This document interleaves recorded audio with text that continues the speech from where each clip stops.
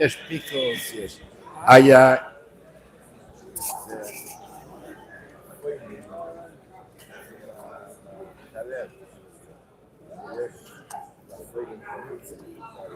עוד תראה מה ששייך. איי ודאי, איי, איי, איי.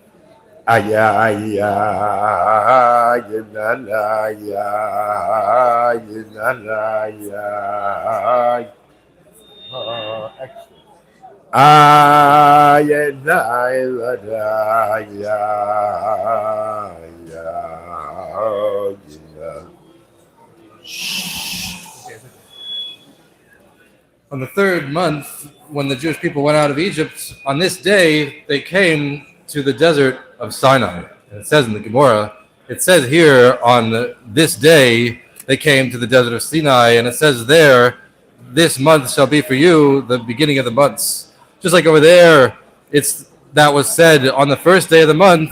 So too, when the verse said they came to Mount Sinai, even though it doesn't say it explicitly, it's also on the first day of the month, Rosh Chodesh. So we know the question about this, which is today, right now. So that's what it says in the Gemara, but there's a little bit of a question on this. What it says, why does it say on this day they came to the desert of Sinai? And we need to have a special teaching from the Gemara to tell us that this day really means the first day of the month. It could have just said on the first day of the month they came to the desert of Sinai. Instead, it's like a roundabout way of saying this day. Then we have to learn it from another verse. And Rashi says the reason why it says on this day is to teach us that the words of Torah shall be literally new to us, just like they were given today. This day meaning every day. But still, we need to understand that, because the simple meaning of on this day they came to the desert of Sinai is that it's referring only to the first day of Sivan, only one day. But according to the Rashi, who said that this day means every day, that teaches us that the words of Torah shall be new on us, just like they were given right today, then this day refers to every day of the entire year. So what's the different connection, the simple meaning and the extra meaning that Rashi brings, which is so. Also, we have to understand, like it says in other places, how can it even be possible that the words of the Torah should be literally new to us every day, even though the Torah was already given more than 3,000 years ago? 3,000 years is a long time. Every day it has to be exactly new. So seemingly, since we can explain this according to what it says that Elohim said all of these words saying in order to say. The word at the end, he said these words to say, or saying, is that when we learn the Torah, which is all of these words that he said, it should be in a way of to say. Which means that when we learn Torah after Hashem gave that commandment, then we just repeat the words that Hashem is saying right now at every time during the year. Like it says, my tongue will answer your words. That the Torah is the word of Hashem, but my tongue answers just like someone answers what someone is reading right now. And therefore, just like originally when we got the Torah, it was with fear and terror, so too, whenever someone is learning Torah, it's the same thing as Mount Sinai. Because when we learn the Torah now, Hashem, the Creator, is actually saying these things right now that we are saying when we learn Torah in the same exact way like he said it at the giving of the Torah. And so this itself, though, even though it makes sense, it also requires more explanation. Because since we know that the words of Hashem are alive and eternal without any change ever, so what could we possibly add when we say the words that Hashem is saying now? Hashem is saying the words every second in exactly the same way He's ever said it, and that can never change. What's the big deal when we say the words? What are we adding, so to speak, to Hashem's words? So let's understand this. What it says in the Midrash says, there's an analogy of a king that decreed and said, the people of Rome should not go down to Syria, and the people of Syria should not go up to Rome.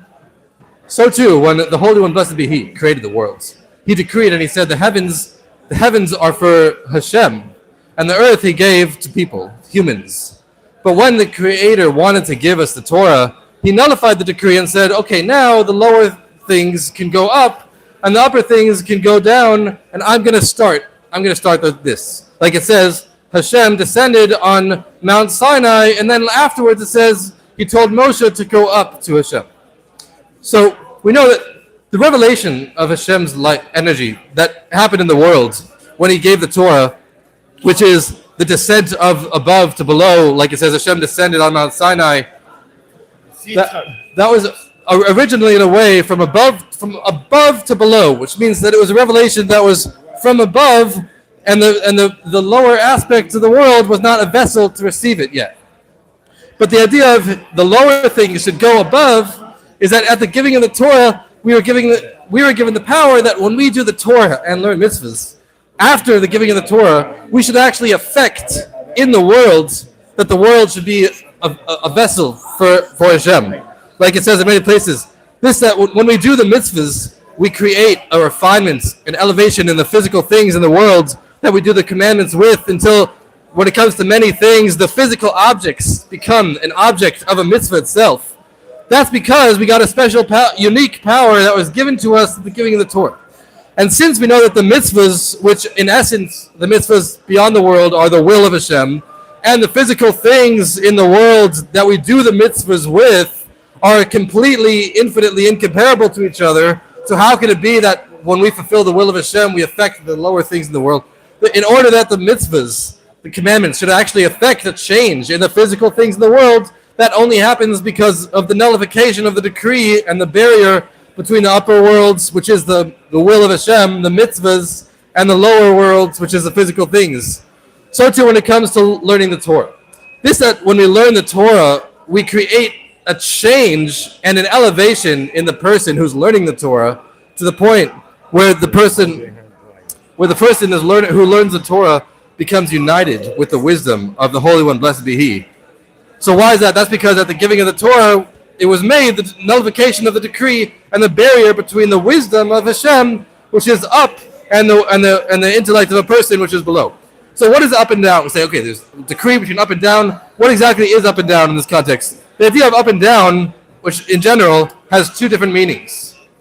One meaning of up and down is in space. Up and down in space, which could also mean physical space, and it could also refer to spiritual space, meaning like one person could be like more smarter than another, is also higher in spiritual space. But one meaning is up and down in space, both physical space and spiritual space. That's all one explanation. And this idea of up and down in space is rooted in the finite light of the Creator, called the Kav. If Hashem would create the world only from the infinite light, but without the Kav, then all of the universes would be exactly equal in quality. Everything would have the same awareness of Hashem. There'd be no difference of up and down, physically or spiritually. That's one explanation of up and down spiritually or physically in space. A second explanation of up and down is that the entire idea of division, any type of up and down of space, all of that is considered down. Any type of division, both spiritual space and even physical space, is all considered down, even the upper levels of that. Because up is considered that which is beyond division entirely. The true meaning of up is not just up above something, but it's up beyond any possibility of division at all. Like it says in the Zohar, that the infinite light is up to no end, and it goes down to no end. When it says the infinite light goes down and down, that refers to how the infinite light eventually gives place to the finite light, which is limitations, which is the root of the finite light, and that finite light, like we said, that includes within it the division of up and down that exists in the other worlds, because it's a finite. Even the worlds that are created from it are finite, so it itself still has a connection to the finite. It still has within itself the division of up and down, and that source of up and down, and it's in the light of the Kav, is the source of up and down in the worlds. And then when it says in the Zohar that the infinite light is up and up without any end, that means that it's infinite, which means it's beyond any type of measurements, which is the root of the light that surrounds all worlds equally, which is beyond any type of division at all. So now we can say this, that we know that in the giving of the Torah there was made a connection of up and down. It's in both of these two explanations of up and down. First of all, like we said, it creates an up and down in all of the worlds. Anytime there's an upper level in the spiritual world, then that upper level of the spiritual world can come down to all of the other lower levels of the spiritual worlds, all the way down to the physical world. So it creates it nullified the barrier between all types of up and down in space, spiritual space and physical space. And in general, that means that, in the simple meaning, that means that connected the world of Atzilus with the other worlds of Bria, Yetzirah, and Asiya, until ultimately we created a combination of all of those things with the infinite light that's even beyond the worlds. Ultimately, we know that when we do the mitzvahs after the giving of the Torah, it makes when the barrier between up and down was gotten rid of. First of all, it got rid of the barrier between all of the spiritual up and down, all the worlds. That's one. Number two is that it also got rid of the barrier between the infinite light that's beyond all possibility of division and the other finite light that has the possibility of division. So not only are we combining specific levels of up and down, but we're combining that which is up beyond any division with all of the other levels of division that exist in everything else. Like we say that when we do mitzvahs after the giving of the Torah, that causes a unification of the Holy One, blessed be He, and His Shekhinah, which is a unification of the surrounding light with the finite light, which means that we combine that which is beyond any division with all of the levels of division. So this idea of the combination of up and down at the giving of the Torah, which we said includes the idea of combining that which is truly up beyond any possibility of division with all of the other levels of lower in all the other worlds. So this is in those two things that we said about two things. First of all, this idea is relevant when we say that it gives power to our service of Hashem. When we do the Torah and mitzvahs, we said we have a special power that the will of Hashem should make a change in the physical things.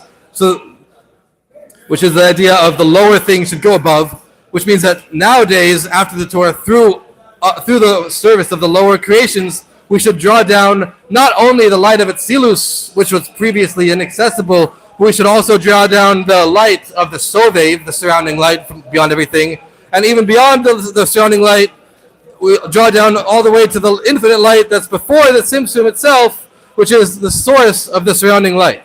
So this idea of combining that which is totally beyond division with division, that's relevant for us, for the first thing that we said, which is giving the power for the lower things to go up. And the second thing, also when it comes to the combination of above to below, which was the first part when Hashem came down directly, when we say that the upper things came below, that's also relevant here. But that means that we say that the Torah was given essentially in a way that even after the Torah is given from below, the Torah remains in a way that's beyond space and time completely.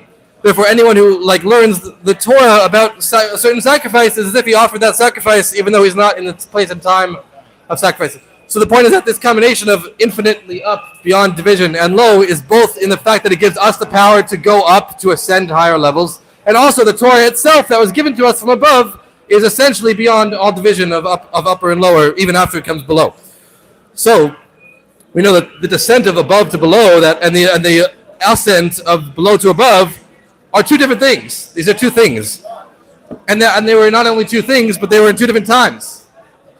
We know that when Hashem descended below, that was at the time of the giving of the Torah. And the ascent of below to above, that was only after the giving of the Torah when Moshe started going up.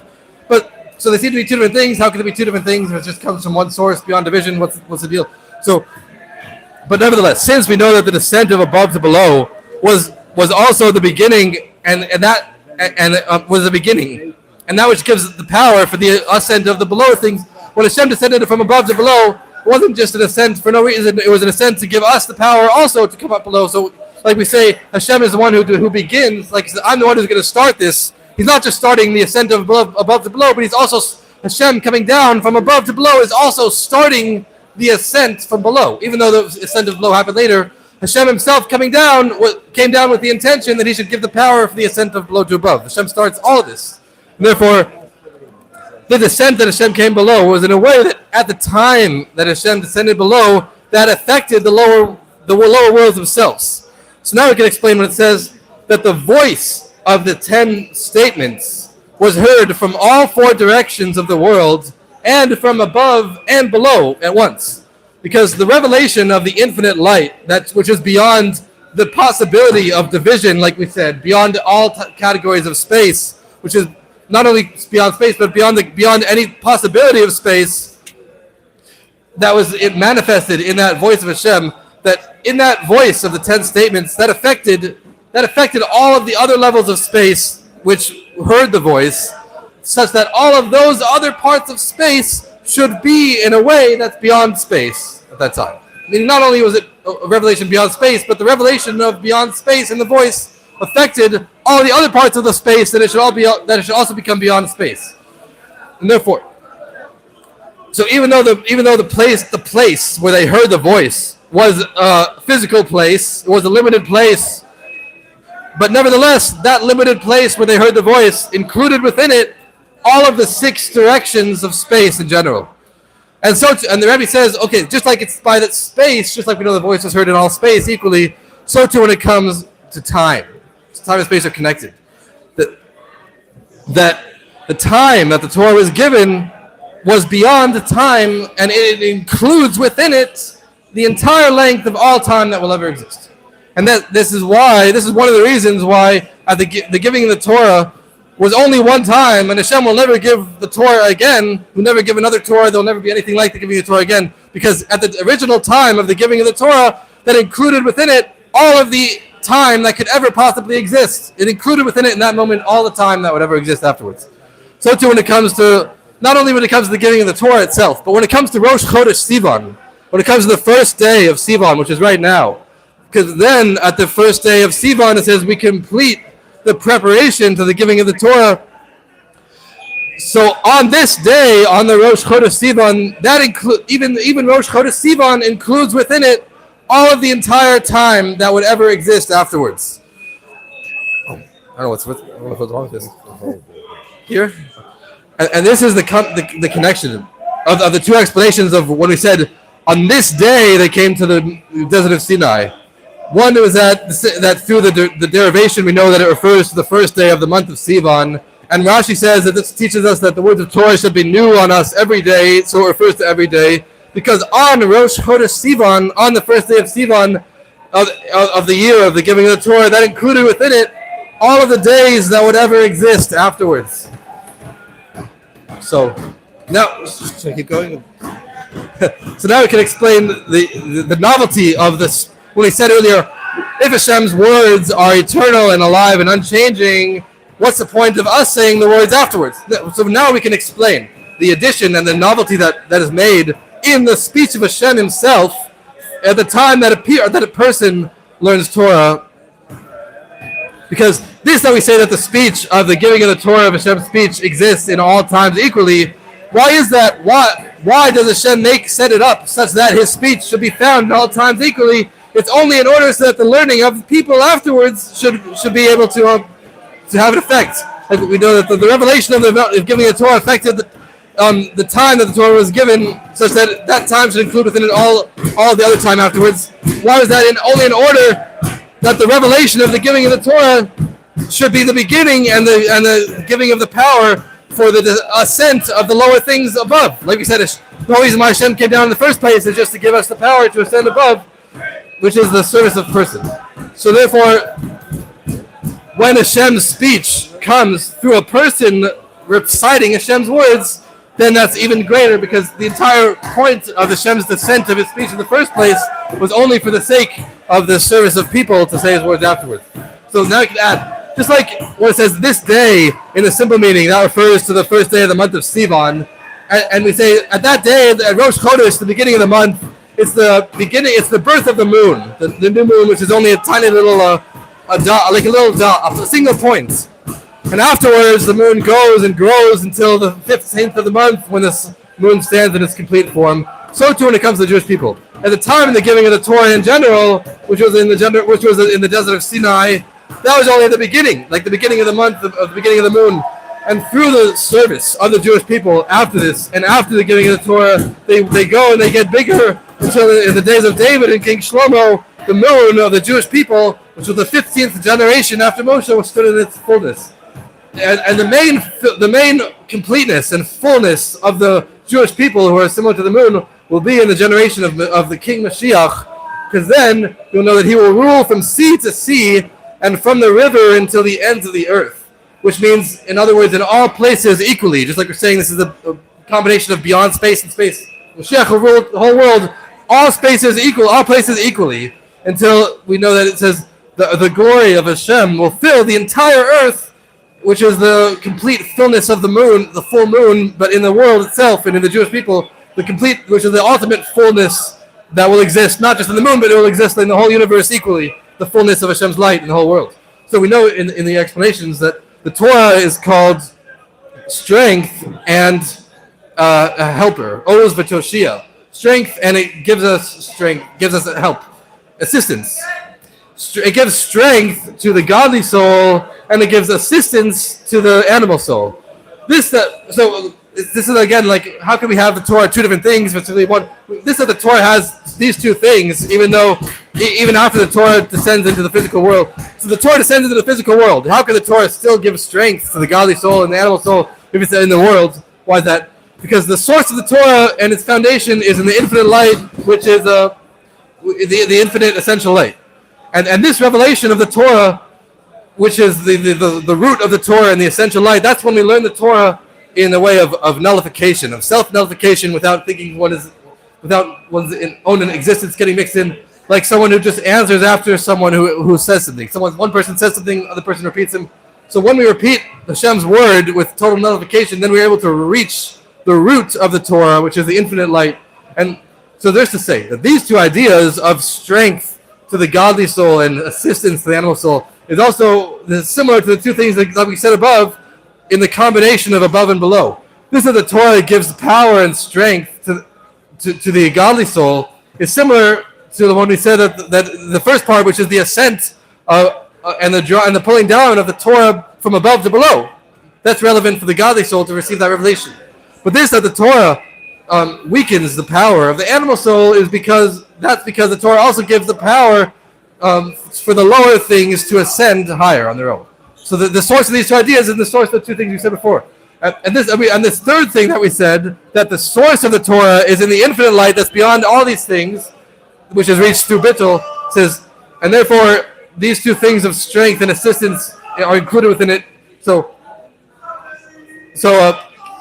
the fact that the Torah, even though its source is beyond the world, like we said, like in the essential light beyond everything, but nevertheless it can still go down into these two things to give strength and assistance. So that's when we draw down into the Torah the Awtsmoos. Only when we bring down and reveal the Awtsmoos, then the Awtsmoos can combine the opposites. Only then can we combine the source of the Torah with the Torah that gives us strength and assistance. So this is what it says on the third month, on this day they came to the desert of Sinai. The word desert, midbar. The word desert, midbar, is the same root as the word dibor, speech. And it's called a midbar with the M sound at the beginning, which grammatically shows us that the speech is like something that was spoken. It's like something, midbar, it's something that was already spoken, so to speak. So the speech of a person should be like in a total nullification, like it was already spoken, like someone who just answers after someone who already called out the things that they're saying, and similar to how someone should be like a desert, total nullification.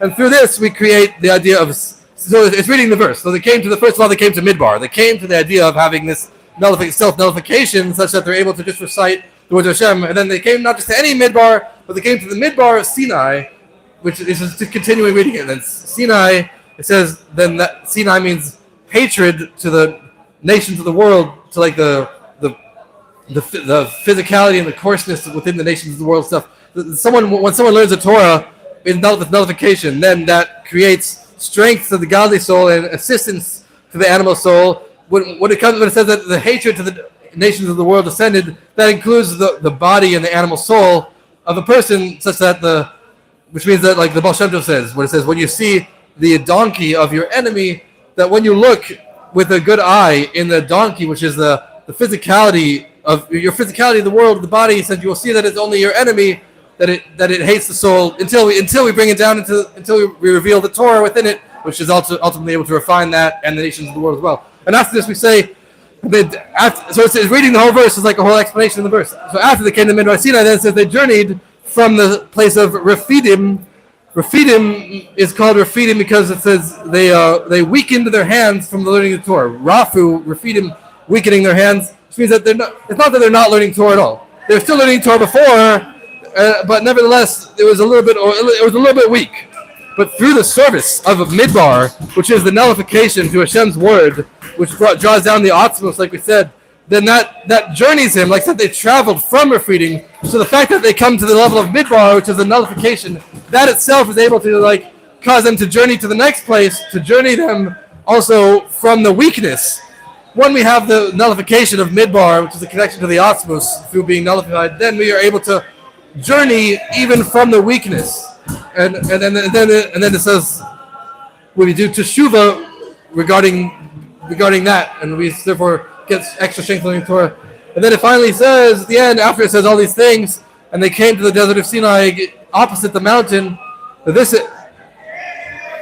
fact that they were originally weak in their hands from the place of their freedom only brings them to be strong even more in the words of the Torah. So the point is that when it says they keep on journeying from here to here, it's saying this is different stages within our states. First we come to Midbar Sinai, we journey to the Midbar, which is the desert. The nullification reaches the Awtsmoos. Then we're able to strengthen our learning the Torah. Then it says when we realized earlier that we were weakened in the words of Torah, then we come back. It says they journey to Mount Sinai up the mountain, then they get even stronger in the words of Torah.